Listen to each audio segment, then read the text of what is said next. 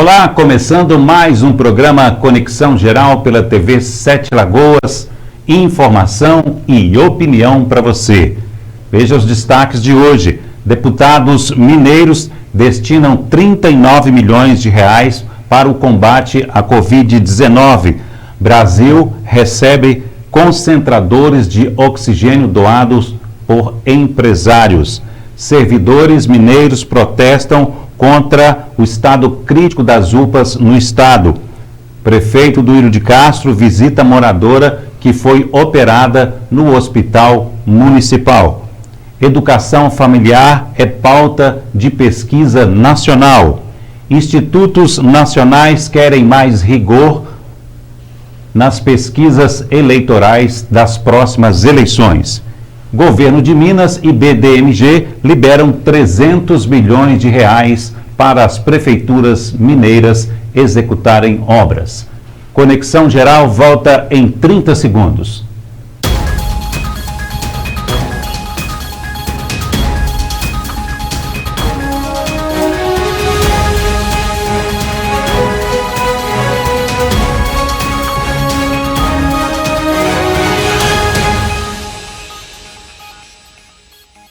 Chegou a oportunidade que você queria. Se você tem alguma dívida com o município, agora ficou fácil pagar. Pagando a parcela única até 30 de abril, você tem 100% de desconto. Até 30 de junho, pague 90% em até 2 parcelas, 80% em até 3 parcelas, 70% em até 4 parcelas, 60% em até 5 parcelas, 50% em até 6 parcelas. Os descontos são sobre juros e multas e as parcelas devem ser iguais ou consecutivas. Condições válidas para todos os tributos municipais. Faça seu agendamento pelos telefones 2550-0837 ou 2106-0100. Prefeitura de Sete Lagoas.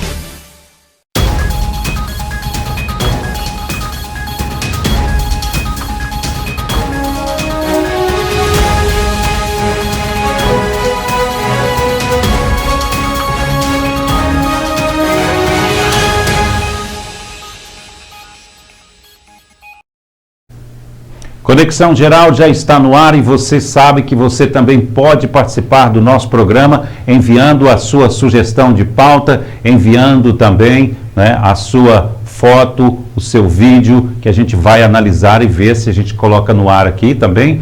Enviar a sua sugestão, né, aliás, o seu comentário, é muito bom a sua participação. É muito fácil, é só você enviar um WhatsApp para a gente, o nosso número está na tela, 31987751523, 31987751523. Se você preferir e se você for mandar um vídeo, a gente sugere que você envie pelo e-mail, né? Nosso e-mail está à sua disposição, contato.tvsl@gmail.com. Gente, o nosso programa está sempre ao vivo pelo canal 8 da Claro TV a Cabo, aqui em Sete Lagoas. Estamos ao vivo no nosso site www.tvsetelagoas.com.br. Estamos também no nosso Facebook e no nosso aplicativo, né? Você também pode baixar o nosso aplicativo, é muito fácil, é só ir na Google Play e baixar TV Sete Lagoas. Cumprimento você também que nos assiste no YouTube, né? Várias pessoas conferindo o Conexão Geral no YouTube. Não deixe de curtir, de se inscrever, de apertar no sininho e também de compartilhar o nosso vídeo com outras pessoas. Quero mandar um grande abraço, né, e cumprimentar aqui o meu grande amigo Sérgio Moreira, jornalista de Belo Horizonte, estreou na nossa programação ontem, né? Trouxe aí já o seu primeiro programa, que é o Conexão BH, com uma entrevista muito boa, né? Foi feita aí, né, com um dos líderes dos comerciantes e foi uma entrevista muito esclarecedora. Toda semana o Sérgio Moreira estará conosco aqui na TV Sete Lagoas. Lembrando que vamos estrear ainda também o programa da Elô, né? Elô Pinheiro, que é a garota de Ipanema, e hoje trazemos mais uma novidade para vocês, né? Que é o programa do Boris. Vamos falar sobre ele ainda hoje aqui no nosso programa. Gente, para começar muito bem, vamos trazer a previsão do tempo.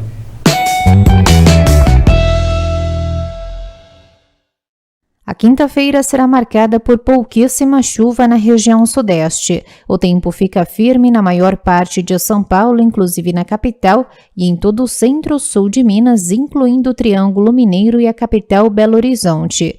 Deve chover de forma muito rápida, especialmente à tarde, mas sem risco de temporais, no litoral paulista, na região do Rio de Janeiro, Espírito Santo e entre os vales do Rio Doce e Jequitinhonha. No noroeste de Minas também chove entre a tarde e a noite, mas em forma de pancadas e com maior risco de temporais. Nas demais áreas da região, o tempo continua firme. Em São Paulo, mínima de 16, máxima de 27 graus, e no Rio de Janeiro, mínima de 18, com máxima prevista de 30 graus. Tá aí, gente, baixou um pouquinho, né, a temperatura aqui na nossa região. Vamos chegar agora aos 27, 28 graus. Bastante nuvem, essa já foi uma noite um pouco mais fria, fica até um pouco melhor para dormir, né? Apesar que durante o dia eu gosto do calor. Então pode registrar aí entre 18 e 28 mais ou menos aqui na nossa região e não teremos chuva em Sete Lagoas. Gente, no programa de hoje eu quero, né, como sempre, falar sobre as novidades da pandemia. A gente tem aí uma nova realidade, nosso estado acabou de vez com aquela questão do lockdown, né? Já não tem mais lockdown, mas algumas cidades ainda permanecem aí na onda roxa. Só lá no Triângulo Mineiro que algumas cidades estão na onda vermelha. Então estamos caminhando para tentar voltar ao normal. Porém, gente, ontem foi divulgado em massa aí a existência de mais uma variante muito perigosa, principalmente na capital mineira, né? Então a gente tem mais uma variante que ela é muito mais forte na disseminação do vírus e muito mais letal. E eu quero fazer um registro aqui muito importante, porque a gente está falando de pandemia há muito tempo e as pessoas, muitas delas não estão nem aí e não acreditam. Gente, nós só vamos vencer essa batalha se a gente se unir. Enquanto as pessoas acharem que pode carregar o vírus para cá e para lá sem responsabilidade, nós estamos em risco. E eu quero, né, nesse momento aqui, fazer uma homenagem a toda a família de um grande amigo meu da cidade de Pompéu, onde eu morei, né, por vários anos e trabalhei lá na Rádio Exclusiva. Fui colega meu de trabalho, ele é bem mais novo do que eu, né? Quando eu estava na rádio, ele ainda era ele entrou como um aprendiz. Cláudio Silva, pode colocar na tela aí, o Cláudio Silva, nosso grande amigo, uma pessoa sensacional, uma pessoa, sabe, do bem, uma pessoa muito amiga, né, pronto para qualquer bate-papo, muito responsável no seu trabalho, né? Ele, além de locutor da Rádio Exclusiva durante todos esses anos, também participava lá na parte da Guarda Municipal, e ontem meu amigo Marcelo Ferreira me ligou, né, lá do Rio de Janeiro, dizendo que tinha recebido essa notícia do Cláudio Silva. A gente faz essa homenagem aí a toda a família pompiana e a toda a família dos radialistas, né? Atenção, gente, vamos ter cuidado, né? Outro dia o Benevides Costa me ligou, ele trabalha na Rádio Tatiaia, dizendo, olha, aqui tem várias pessoas com Covid e eu estou morrendo de medo. Tem que ter medo mesmo, gente, tem que ficar preocupado, porque, olha para você ver, no caso do Cláudio, a Covid chegou e rapidamente ele já foi internado e não aguentou e foi a falecimento. Infelizmente, a gente agora está falando de pessoas bem próximas, né? E você também tem que se cuidar. É isso aí, a gente não sabe se você vai pegar um vírus que é uma cepa mais leve ou mais agressiva, e aí você está correndo risco como todas as pessoas. Vamos trazer agora o boletim epidemiológico da cidade de Sete Lagoas com Marcelo Sander. Ações por Covid, com a confirmação de mais 142 casos positivos, 77 mulheres e 65 homens. Estão sendo monitoradas pela Secretaria Municipal de Saúde 2.124 pessoas e 3.756 já tiveram o acompanhamento concluído. Os testes negativos somam 28.604 desde o início da pandemia. 6 óbitos foram registrados, um ocorrido no dia 24 de março, um homem de 45 anos que estava internado no Hospital Municipal, e 5 óbitos ocorridos ontem, 3 deles no Hospital Municipal, sendo um homem de 64 anos, uma mulher de 58 anos e outro homem de 75 anos. Mais um óbito ocorrido na UPA, uma mulher de 73 anos, e um outro óbito ocorrido na Unimed, um homem de 67 anos. Assim, a cidade chega hoje a 324 óbitos em decorrência de complicações da Covid. Hoje são 112 pacientes de Sete Lagoas hospitalizados com resultado positivo, 264 pessoas em isolamento domiciliar e 14.667 pacientes já curados. Dos 135 pacientes internados hoje, 60 estão em UTI e 75 em enfermaria. Entre os internados em UTI, são 50 de Sete Lagoas, 3 de Prudente de Moraes, 3 de Pompéu, 2 de Cordisburgo, 1 de Capim Branco e 1 de Caetanópolis. Entre os internados, 109 testaram positivo para Covid, 5 tiveram resultado negativo e 21 aguardam resultados de exames. No Hospital Municipal estão 47 internados, sendo 29 em UTI. No Hospital Nossa Senhora das Graças são 23 internações, sendo 6 em UTI, das quais 2 em leitos do SUS. No Hospital da Unimed são 32 pacientes internados, sendo 14 em UTI. E na UPA estão hoje 33 internados, 11 deles em UTI. Somando-se todos os leitos de UTI Covid na cidade, tanto públicos quanto particulares, a taxa de ocupação teve mais uma pequena queda e chega hoje a 109%. Se considerarmos apenas os leitos de UTI do SUS, esse índice se mantém em 100%. E seguem as ações de conclusão do Hospital de Campanha de Sete Lagoas. O Diário Oficial do município publicou ontem o edital número 39, que contrata a empresa para fornecimento de usina de oxigênio, central de ar medicinal, central de vácuo clínico e cilindros vazios para a nova unidade hospitalar da cidade, que está sendo erguida na antiga sede da Guarda Municipal. A sessão pública da licitação está agendada para a próxima segunda-feira, dia 12. A Prefeitura continua evoluindo no calendário de vacinação contra a Covid-19. Nesta quarta-feira estão recebendo a primeira dose os idosos de 66 anos e amanhã recebem a segunda dose todos aqueles vacinados com a primeira dose até o dia 20 de março, tanto idosos quanto profissionais de saúde. Seguindo a ordem de prioridade definida pelo Ministério da Saúde, serão vacinados agora os profissionais de segurança pública, começando por aqueles que fazem resgate e atendimentos pré-hospitalares. Assim, nessa sexta-feira, dia 9, os bombeiros de Sete Lagoas recebem a primeira dose da vacina Coronavac no batalhão. As próximas doses a serem recebidas pelo município serão direcionadas aos demais profissionais de segurança pública e também a segunda dose daqueles que se vacinaram há mais de 15 dias. Dessa forma, a população deve aguardar um novo cronograma de vacinação a ser anunciado em breve nas redes sociais oficiais da Prefeitura. Nessa terça-feira, dia 6, receberam a primeira dose da vacina 26.014 pessoas, o que representa 10,75% da população de Sete Lagoas. Desse total, 6.260 foram aplicados em profissionais da saúde e 19.754 em idosos. A segunda dose já foi aplicada em 7.514 pessoas, sendo 3.261 idosos e 4.253 profissionais de saúde. Continue seguindo as recomendações de uso de máscara, higiene frequente das mãos e distanciamento social. Até amanhã. Está aí o boletim muito completo da Prefeitura de Sete Lagoas, informando todos os dados sobre a pandemia na nossa cidade. A coisa aqui continua estável, mas a Prefeitura continua trabalhando muito, né?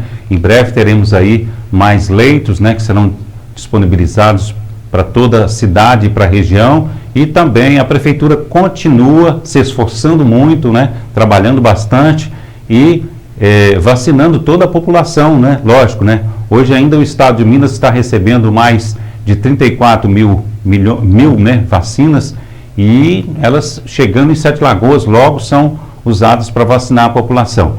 Vamos conferir aí como é que está a vacinação em Sete Lagoas.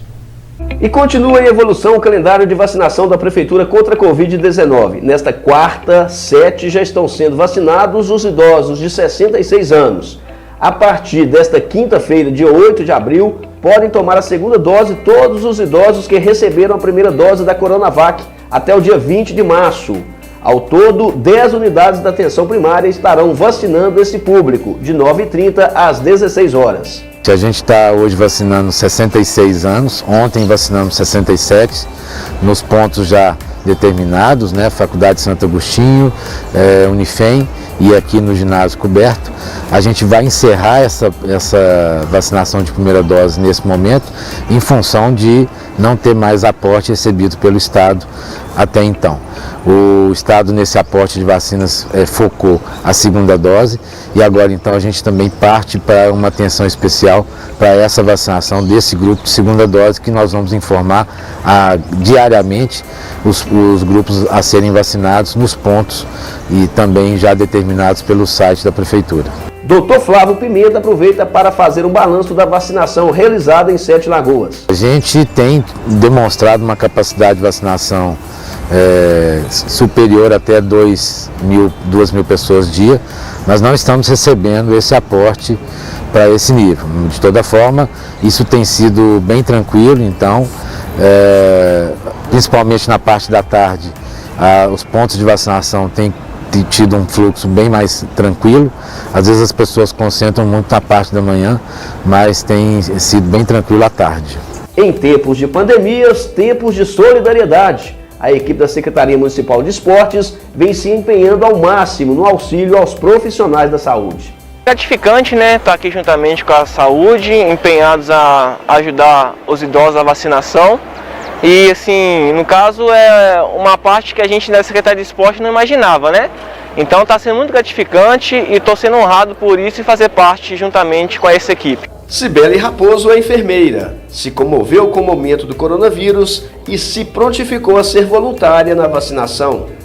Venham, gente, porque realmente faz parte, assim, ajudar. Eu acho que as pessoas precisam passar pelo que eu estou passando, sentir a vida, né, o lado bom, né, de poder ajudar essas pessoas.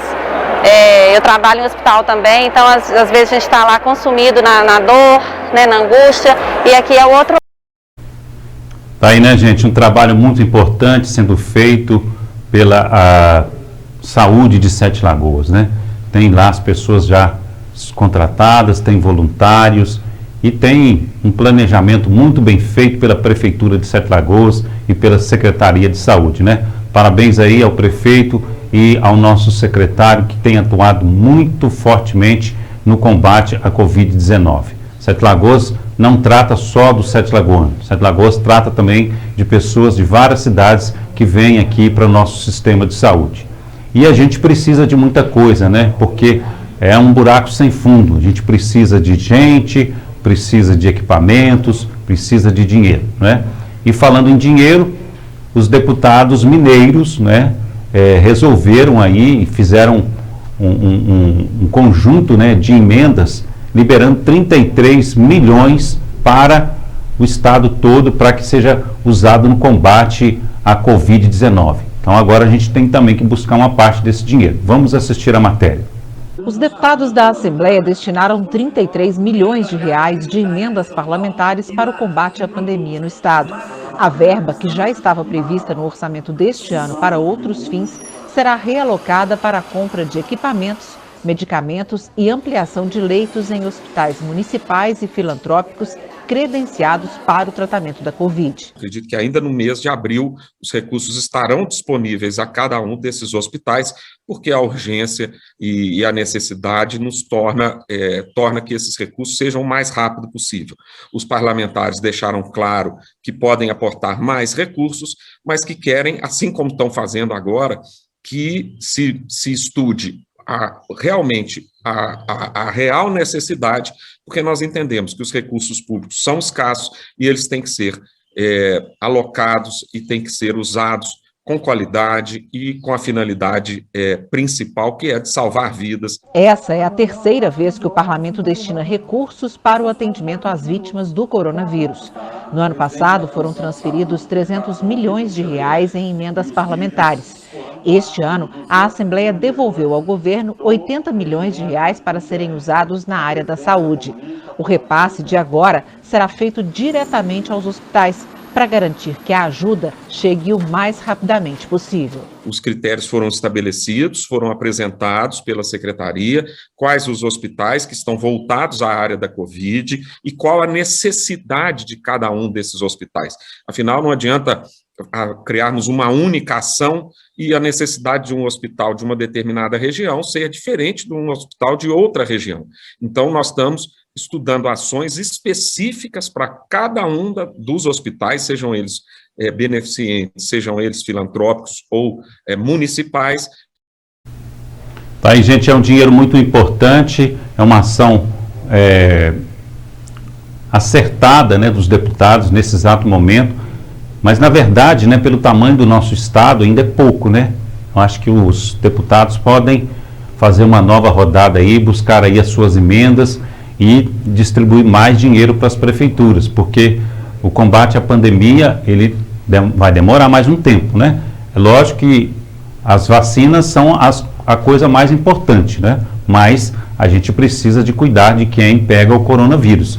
E nesse exato momento, né, precisa de muita coisa, né? Precisa de medicamento, precisa de equipamento, precisa de pessoas. Então, isso tudo gera muito gasto. Então, todo o dinheiro é pouco. E a população também precisa fiscalizar, né? Estar sempre atenta como que esse dinheiro que vem do Estado, que vem do governo, está sendo usado aí, né, pelas prefeituras. A gente sabe, né, que o Brasil passa por algumas mudanças, né? Ontem mesmo, né, foi aprovado um novo texto aí para que, a partir de agora, os empresários também possam comprar a vacina para vacinar os seus funcionários. Isso é muito interessante, né? Ele vai ter que comprar um tanto para a sua empresa e um tanto vai ter que doar. Então, quer dizer, é o dinheiro saindo também das empresas para o combate à Covid no nosso país. Tem que ver se a vacina vai ser encontrada, né? Então, é uma batalha aí que vai acontecendo, tanto na parte de leis, né, de judicial, como também no efetivo, no dia a dia. E o Brasil recebeu ontem, né, uma parte aí que virou um gargalo, que é a questão do oxigênio. O Brasil recebeu aí, né, os equipamentos ontem, que são os concentradores de oxigênio. Muito interessante esse equipamento, é um equipamento pequeno, né, que ele pega o ar e filtra o ar e entrega o oxigênio para o paciente. Então, são mais de 1.000 equipamentos que vão ser distribuídos no país inteiro. E é um equipamento que depois também pode continuar sendo usado aí pelos hospitais em todo o país. Vamos ver a chegada desses equipamentos. A aeronave vinda de Miami, nos Estados Unidos, chegou às 6h20 da manhã no aeroporto de Guarulhos, em São Paulo. As caixas com os concentradores de oxigênio foram trazidas até este galpão, que também fica no aeroporto. Daqui serão distribuídas para todas as partes do país. Primeiro que você produz oxigênio exatamente na localidade onde está o paciente. Você só precisa ter acesso à energia elétrica. Outra questão é que o equipamento é portátil, então, terminado o tratamento do paciente, se houver necessidade de oxigênio em outras localidades, esses equipamentos podem ser facilmente deslocados. Os concentradores que desembarcaram aqui separam o oxigênio do ar e fornecem diretamente ao paciente em fluxo contínuo, contribuindo para a melhora da capacidade respiratória. E ele serve muito para pacientes, por exemplo, que estão com Covid-19, numa fase moderada da doença, em que a necessidade de consumo de oxigênio não é muito elevada, mas é constante, pelo menos enquanto o paciente precisa se recuperar. Chegaram hoje cerca de 1.900 concentradores, incluindo os que já estão no Brasil e os que chegam na semana que vem. O total vai passar de 5.000. Os equipamentos vão atender de 10 a 20 mil pacientes por mês. Juntos, eles substituem até 108 mil cilindros de oxigênio. A iniciativa surgiu com uma chamada pública do Ministério da Economia, em apoio ao Ministério da Saúde.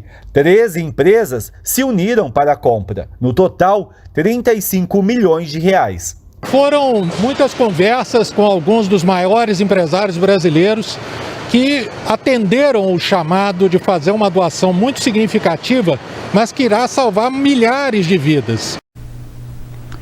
Tem uma frase muito importante, né, gente? Que juntos somos mais fortes. É isso aí. Com a ajuda das pessoas, se cuidando, né, com as pessoas não se concentrando e se higienizando, fazendo todo aquele protocolo e com a ajuda agora dos empresários, quem sabe a gente vence essa pandemia mais rápido. Porque é duas situações, né? Uma com relação à doença em si, as mortes, que a gente já tem um número recorde no Brasil, e também a outra que é a pandemia da pobreza, né? Do enfraquecimento do país, né? Ontem eu até li uma notícia que eu fiquei até um pouco chocado, né?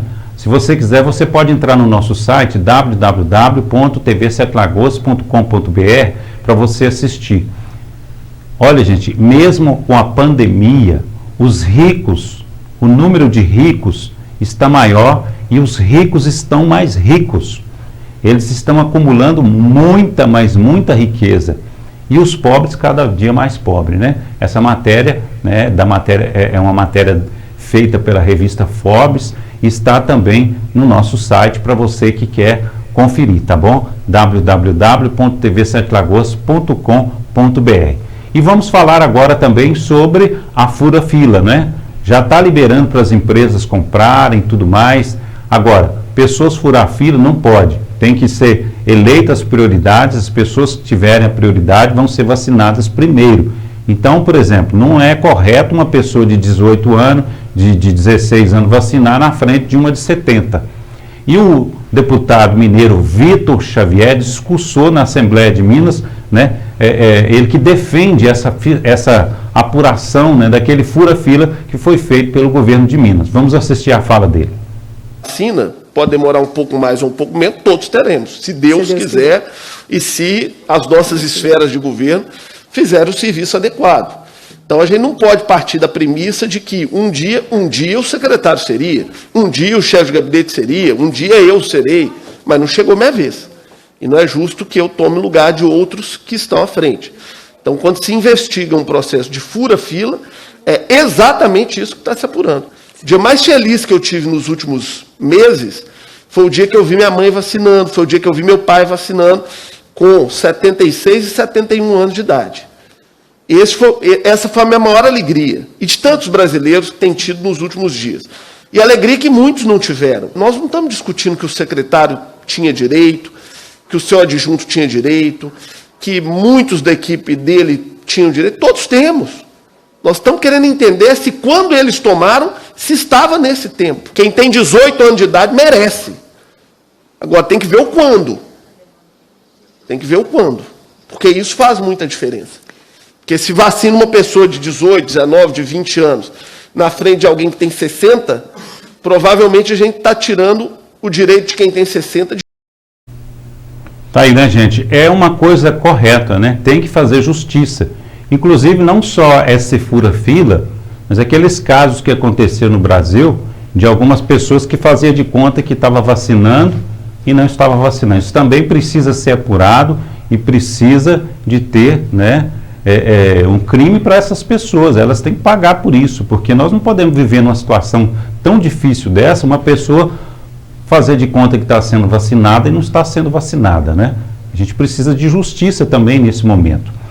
E ontem, né, gente, foi o Dia Mundial da Saúde. E vários servidores em Belo Horizonte foram protestar, né, contra a calamidade que ficou aí, né, com essa pandemia, principalmente agora com a onda roxa, as UPAs, né? Eles foram em várias UPAs da cidade de Belo Horizonte, não só Belo Horizonte, como várias outras cidades, está acontecendo isso, né? As UPAs se transformaram aí quase que em hospitais com pessoas acamadas no corredor, e uma situação lastimável, né? Então, eu acho que precisa de uma organização maior para que essas pessoas não fiquem na UPA, porque olha para você ver, outro dia eu me senti um pouco mal e a pessoa falou, não, vai na UPA. Eu falei assim, não, na UPA? Na UPA não, eu vou na UPA. Lá na UPA, se eu for para lá, eu estou correndo risco de pegar o coronavírus. Por quê? Porque já se criou essa imagem, né? Porque as UPAs estão sobrecarregadas. Vamos assistir o protesto. Nós estamos, na verdade, fazendo um apelo mesmo, um apelo às autoridades. UPA não é hospital.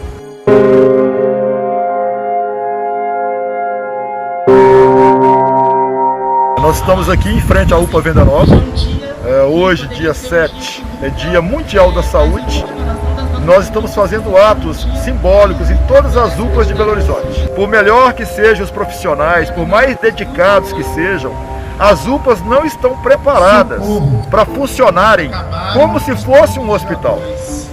As condições física, arejamento, tudo isso não é o mais adequado. A UPA é um lugar importante. Os profissionais que aqui estão são fundamentais.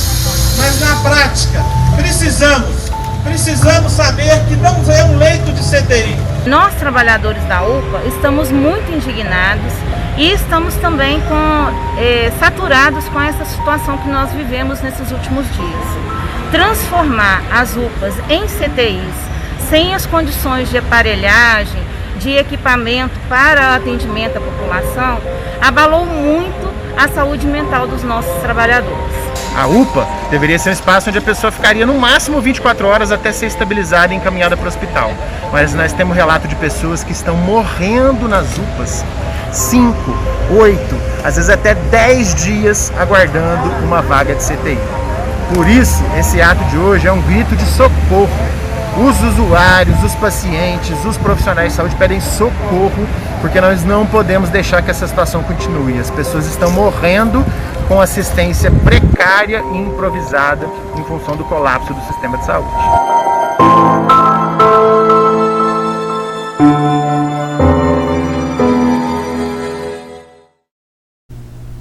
Tá aí, né, gente? É muito importante esse tipo de protesto, né?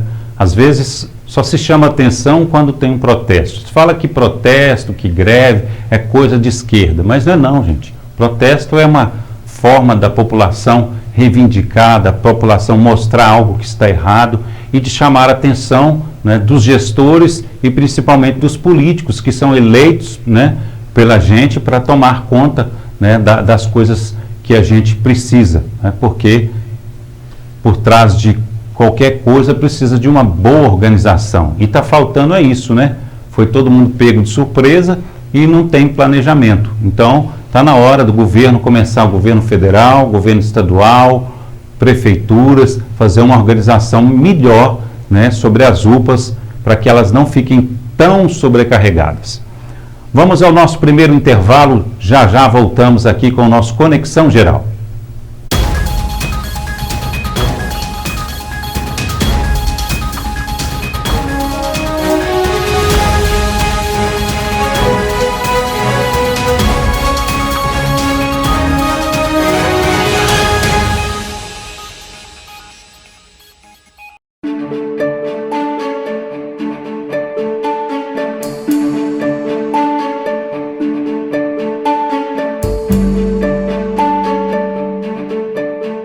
Localizada a 72 quilômetros de Belo Horizonte, com uma população de mais de 230 mil pessoas e um rico patrimônio histórico turístico. Esta é Sete Lagoas e é para este patrimônio que nossos olhares se voltam.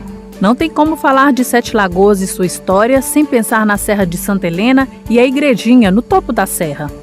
Os amantes da natureza também aproveitam o espaço para praticar voo livre. Do alto da serra para o centro da cidade, o complexo da Praça Tiradentes, que abrange a Igreja de Santo Antônio, o Centro Cultural Joaquim Drummond e o Museu Histórico Municipal, preserva documentos e memórias importantes sobre o passado da cidade. A cidade também deve seu desenvolvimento aos trilhos, e esta memória não pode ser apagada. Inaugurada em 12 de setembro de 1886, a estação ferroviária de Sete Lagoas foi transformada em Museu Ferroviário no ano de 2000. Aqui, o passado mantém-se vivo por meio de exposições, ferramentas e objetos de época e o antigo vagão de passageiros da extinta RFF-SA, com 2 pequenas locomotivas. E como falar de Sete Lagoas e não apresentar as lagoas que dão nome à cidade? Distribuídas entre os bairros estão a Lagoa Boa Vista, José Félix, Cercadinho, Matadouro, Catarina, da Chácara e a mais famosa, Lagoa Paulino, localizada no centro da cidade. Outro ponto turístico bastante frequentado é o complexo do Parque Náutico da Boa Vista, onde são realizados diversos eventos culturais. Sete Lagoas também abriga uma raridade histórica, Considerada uma das 50 maiores cavernas de Minas Gerais, com formações de estalagmite e estalactite raras em todo o mundo, a Gruta Rei do Mato está localizada às margens da BR-040, junto ao trevo de acesso à cidade.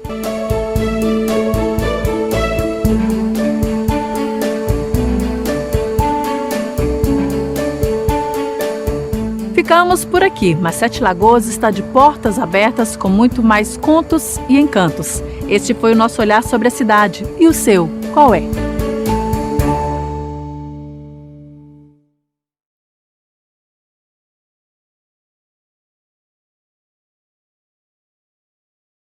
Chegou a oportunidade que você queria. Se você tem alguma dívida com o município, agora ficou fácil pagar. Pagando a parcela única até 30 de abril, você tem 100% de desconto. Até 30 de junho, pague 90% em até 2 parcelas, 80% em até 3 parcelas, 70% em até 4 parcelas, 60% em até 5 parcelas, 50% em até 6 parcelas. Os descontos são sobre juros e multas e as parcelas devem ser iguais ou consecutivas. Condições válidas para todos os tributos municipais. Faça seu agendamento pelos telefones 2550-0837 ou 2106-0100. Prefeitura de Sete Lagoas.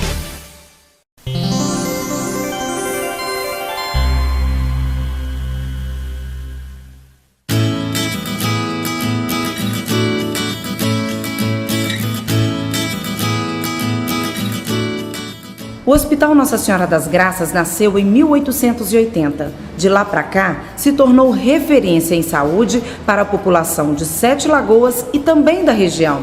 Atualmente é aqui que mais de 650 mil pessoas, de mais de 35 municípios, buscam atendimento de alta e média complexidade nas mais diversas especialidades médicas.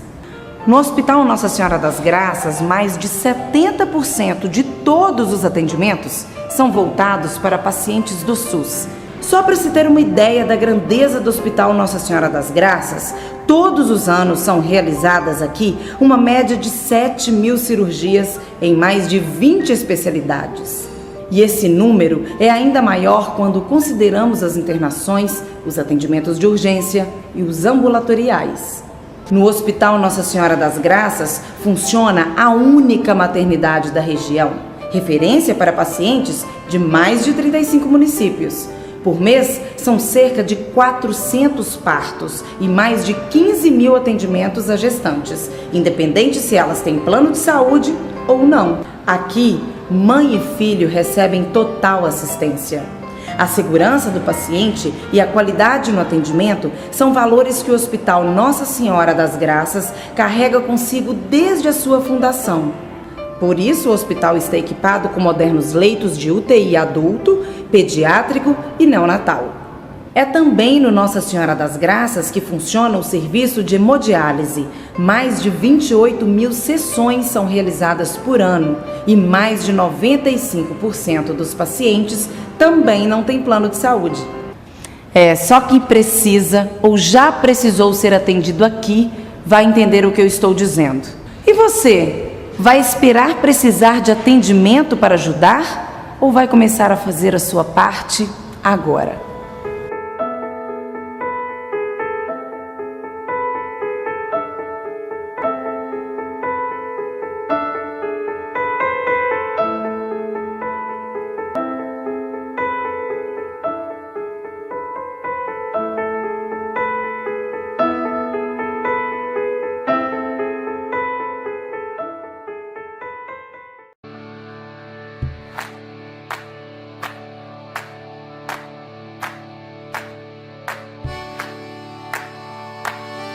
Conheça a APAI de Sete Lagoas. A APAI é uma instituição filantrópica sem fins lucrativos que atende atualmente a 687 assistidos com deficiência intelectual, múltipla e física. A instituição abrange, além da cidade de Sete Lagoas, mais 23 municípios no entorno.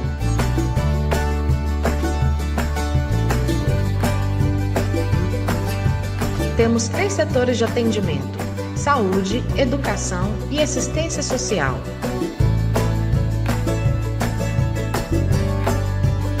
Os nossos recursos são escassos e para que a PAI possa manter seus projetos, precisamos contar com o apoio da sociedade.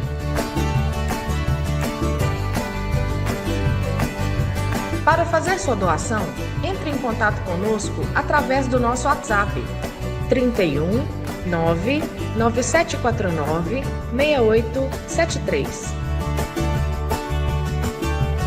Conheça um pouco mais sobre a PAI de Sete Lagoas. Acompanhe a instituição nas redes sociais. Um grande abraço de todos da família paiana.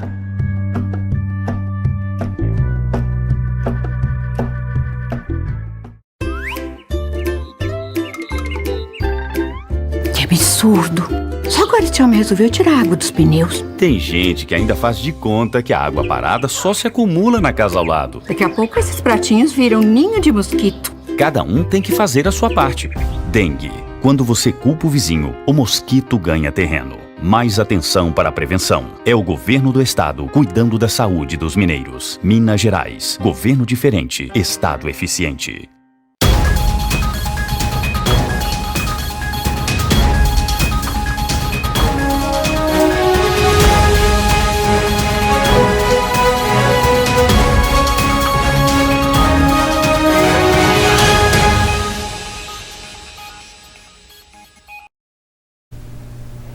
De volta com o segundo bloco do Conexão Geral, lembrando o nosso contato, né? Você pode participar conosco, enviar sua sugestão, a sua matéria, o seu vídeo, né? É só você enviar um WhatsApp para a gente, 319-8775-1523, 319-8775-1523. Se preferir, envie também, né, por e-mail. Nosso e-mail também é muito fácil, contato tvsl@gmail.com. contato tvsl@gmail.com. Gente, o governo de Minas fez uma coletiva de imprensa hoje de manhã, né? Alguns detalhes a gente vai passar para vocês, porque a gente não teve como captar toda a coletiva, mas a gente já sabe que o governo Zema tem reclamado de algumas prefeituras que não estão buscando as vacinas, né? E prefeituras também que estão estocando vacinas. E o Zema diz o seguinte: não é momento para estocar vacinas. Inclusive, as prefeituras que estão fazendo a vacinação da forma correta, né, procedendo como tem que ser, vacinando todo mundo o mais rápido possível, vai receber uma dose maior de vacinas. Então é importante ficar atento para isso. Cidade igual Sete Lagoas, está vacinando todo mundo, não está guardando vacina, vai receber uma dose maior de vacina. Isso nada mais justo, né? Não é realmente a hora de guardar vacina em cidade nenhuma. Já o secretário de Saúde, ele afirmou aí que nós teremos ainda um mês muito crítico, né? Um mês muito difícil, porque esse mês a gente tem um gargalo muito grande, principalmente nas UTIs. Os pacientes, eles estão durando em torno de 15 dias, que seja para liberação, né, para que ele possa voltar para casa normal, ou em caso de óbito. Eles estão demorando em torno de 15 dias. Então o prazo é muito longo, né, para que a pessoa fique internada e que outra pessoa possa ocupar esse leito. A questão aí é muito complicada, porque muita gente quer que volte ao normal, mas, segundo ele, teremos ainda um mês muito duro, né? E talvez a partir de maio a gente tenha condição de flexibilizar um pouco mais, porque os números possam cair. Vamos falar agora sobre a saúde em Sete Lagoas. O prefeito Duílio de Castro foi visitar aí uma família, né? A senhora que foi diagnosticada lá com problema, né? E foi operada, né? Uma nova forma que está acontecendo em Sete Lagoas, a operação lá no Hospital Municipal, para você ver, né? Vamos então ver aí o Duílio visitando, né, a paciente que foi operada no Hospital Municipal de Sete Lagoas. Gente, nós estamos aqui hoje na casa da Claudiane Fernandes e do seu marido Luiz Carlos. Nós estamos aqui, sabe para quê? Para mostrar para vocês que dentro de muitas notícias ruins, tem notícias boas também. A Claudiane foi a segunda paciente nossa a ser operada no Hospital Municipal de aneurisma, cirurgia que não era feita no Municipal. E hoje nós estamos muito felizes de estar fazendo uma visita aqui na casa dele e saber que a Claudiane está bem, está andando, está feliz, está falando. Isso para nós é uma alegria muito grande dar essa notícia para Sete Lagoas, porque né, nós ficamos muito felizes por eles, mas também nós queríamos aproveitar a oportunidade e a nossa gratidão, agradecer toda a equipe de saúde do Hospital Municipal que mobilizou para que ela pudesse estar aqui viva, né, e ter recebido essa bênção de Deus, né, de ter sido feita a cirurgia dentro do Hospital Municipal, que talvez né, fosse transportar para Belo Horizonte, talvez não teria o mesmo sucesso. É isso aí, gente. É um dia de vitórias, tanto na vida do Luiz Cláudio como da Claudiane, mas é uma vitória também para Sete Lagoas. Né, a segunda cirurgia de aneurisma dentro do Hospital Municipal. Está aí a participação do prefeito Duílio, é um prefeito bastante atuante, que vai na casa das pessoas, que vai nas obras, e essa operação aí de aneurisma aí no Hospital Municipal é uma nova conquista, né? É importante que a gente passe também a ter as operações aqui na nossa cidade. Parabéns, prefeito, parabéns a toda a Secretaria de Saúde de Sete Lagoas. Gente, nós vamos falar agora sobre o ensino, né? Muito se fala agora, né, no ensino híbrido, no ensino doméstico, no ensino em casa, e nós já falamos sobre isso aqui essa semana, tem tido aí uma discussão muito grande, né, com os deputados federais, com os senadores, sobre o ensino doméstico, né, e ele virou tema de pesquisa essa semana, né, para saber o que os brasileiros acham do ensino doméstico. Cada um tem uma opinião diferente. Vamos assistir aqui a matéria que a gente trouxe para você entender também, né, dos prós e contras, né, desse ensino doméstico, que é os próprios pais, né, ensinarem os alunos em casa. Vamos ver. Você é a favor de educar crianças e adolescentes em casa? O chamado homeschooling é proibido no Brasil, mas uma realidade em muitos países, como Chile, Rússia, Reino Unido, Canadá e França. Com a pandemia, os jovens tiveram que ficar em casa e ter aulas online. Foi uma experiência forçada do que seria o homeschooling, só que nesse caso, ainda com a educação formal das escolas.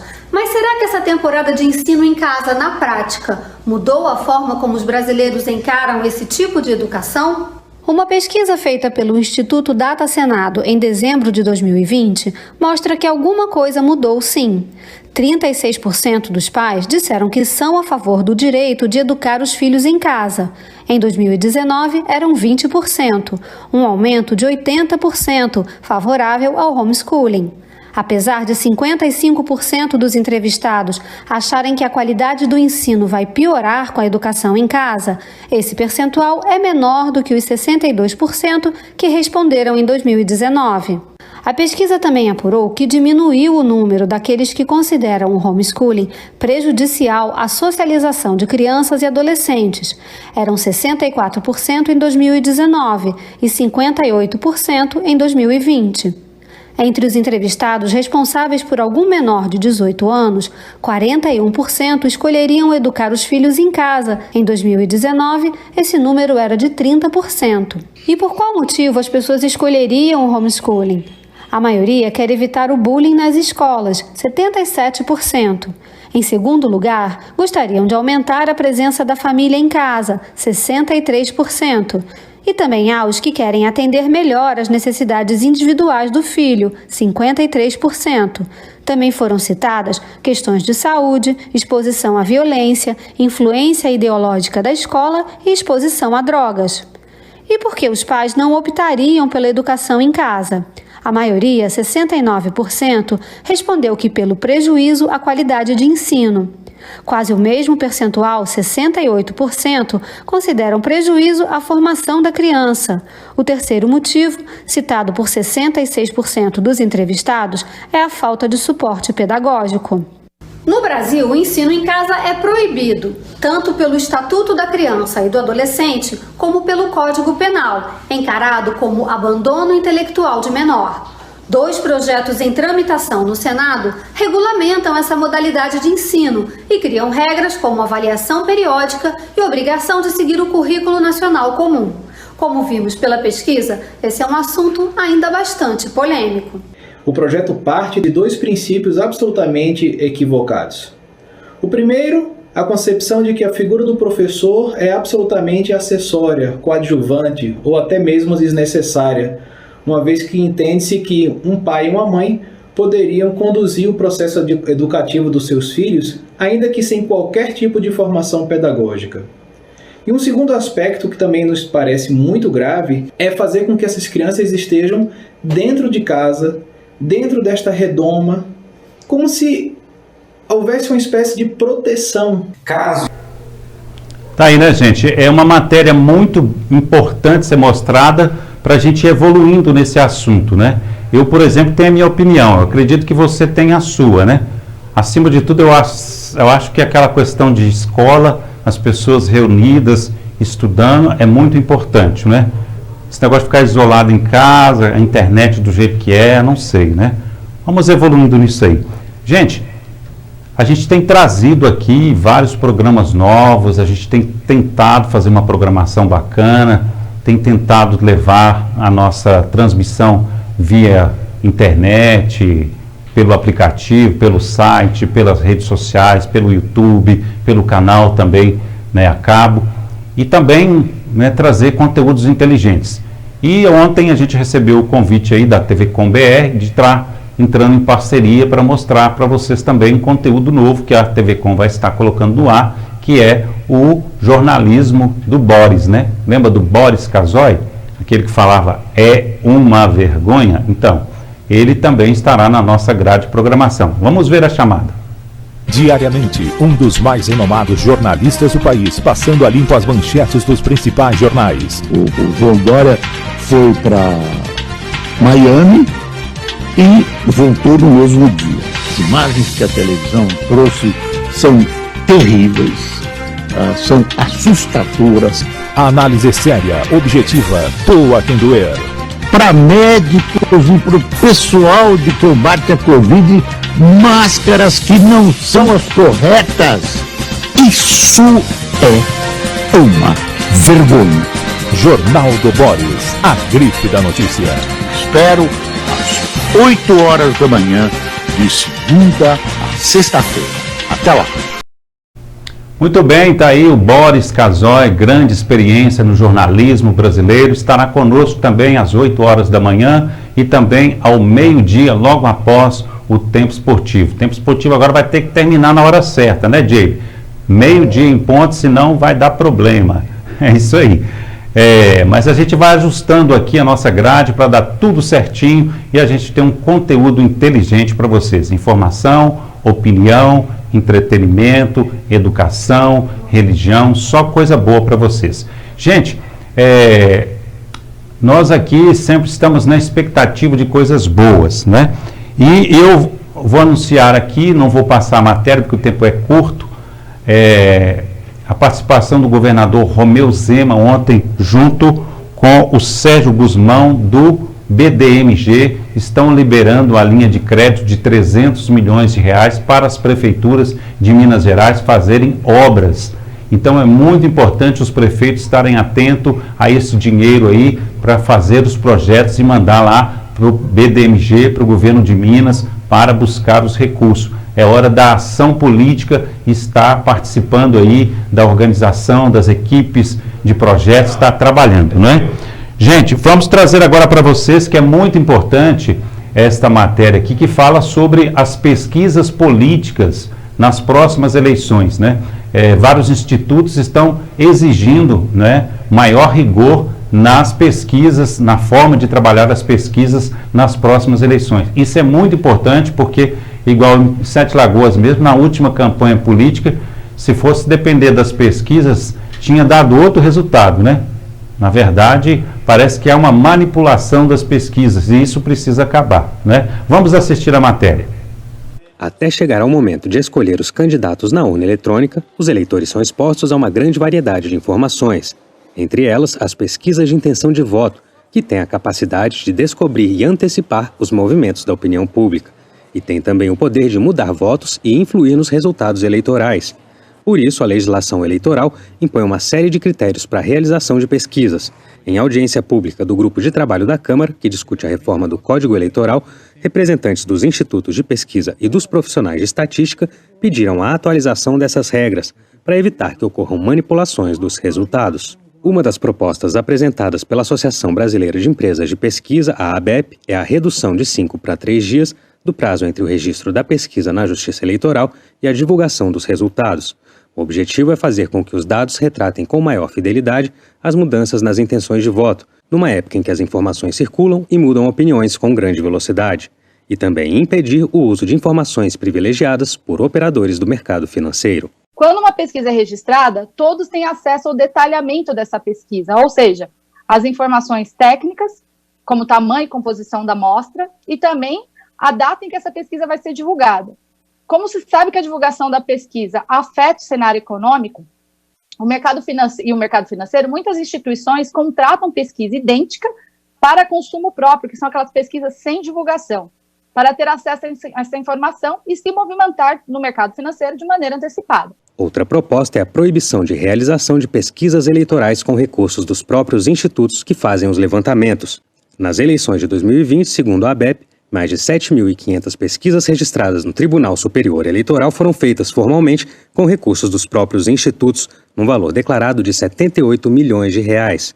Para a associação, isso esconde quem realmente pagou a pesquisa, prejudicando a transparência das eleições. Permitir essa prática é viabilizar mecanismos para burlar a proibição de financiamento de campanhas eleitorais por empresas. Também participaram da audiência pública especialistas em direito eleitoral.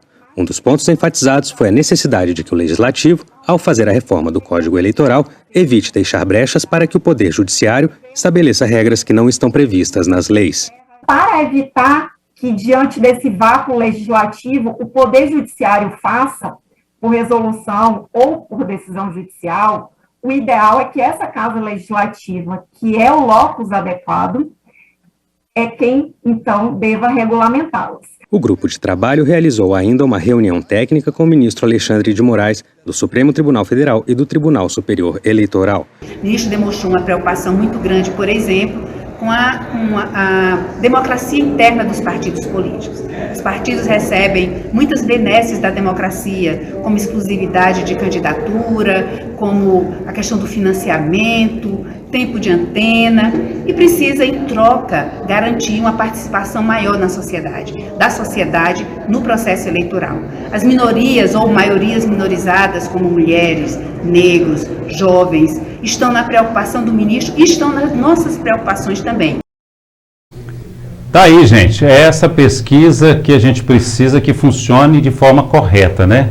Para a gente, quando vai para a eleição, a gente saber os números exatos e saber na última hora ali, né? A pesquisa ela não pode fazer parte do processo político no sentido de fazer com que as pessoas vá votar em fulano ou ciclano. A pesquisa é para saber a opinião das pessoas, não para fazer com que a pessoa tome uma atitude diferente que mude o seu voto, né? Por isso que a gente precisa realmente de mais rigor, né? Aqui em Sete Lagoas eu tenho assistido nos últimos anos um horror nas pesquisas, né? Essa última eleição, então, nossa senhora, viu? E o que eu vi de pesquisa aí, e outra coisa, não é só na época da eleição, né? Eu tenho um amigo aqui que se não fosse a pesquisa, talvez ele fosse hoje prefeito de Sete Lagoas, mas as pesquisas foram usadas de forma incorreta, de forma vergonhosa na nossa cidade. Isso chega a ser um crime, né? Chega a ser um crime. Só que as pessoas, como não tem uma lei para incriminar isso aí, acaba que fica do jeito que está. Por isso que a gente precisa realmente de mais seriedade. Eu já falei aqui, Sete Lagoas também precisa de mais juízo nas eleições do ano que vem. Nós precisamos de eleger pelo menos 2 deputados estadual e 1 federal. Ontem, conversando com meu amigo Sérgio Moreira, ele falou que Sete Lagoas chama a cidade corredor, né? Os políticos passam por aqui, né? Eles vêm de várias cidades indo para Brasília, principalmente os deputados federais, eles passam aqui, entram na cidade, vai fazer um lanche, vai fazer alguma coisa e acaba saindo daqui com um voto. Isso aí tem que acabar, né, gente? Tem que acabar da cidade, ficar votando em aventureiros que vêm aqui só na época da eleição e não traz recursos para a nossa cidade. A gente precisa de voltar a ter o nosso deputado federal e nós precisamos de ter 2 deputados estaduais para trazer verba para a nossa cidade. É o nosso imposto que a gente paga que retorna. Nomes bons a gente tem, né? Nomes bons a gente tem. A gente precisa de juízo principalmente dos políticos para criar os grupos, né, unificados para a gente fazer uma eleição correta. Gente, nosso programa de hoje foi muito bom, eu quero agradecer a sua participação, você que interage conosco, você que participa conosco, né? Está chegando aí daqui a pouquinho o Tempo Esportivo, hoje com uma dupla da pesada e muita informação. Lembrando que domingo tem o clássico, né? Cruzeiro e Atlético. A gente está de olho nisso aí também.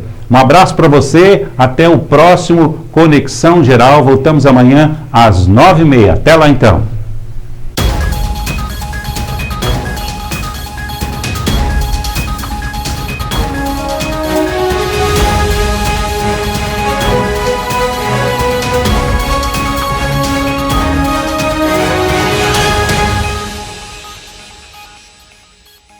Chegou a oportunidade que você queria.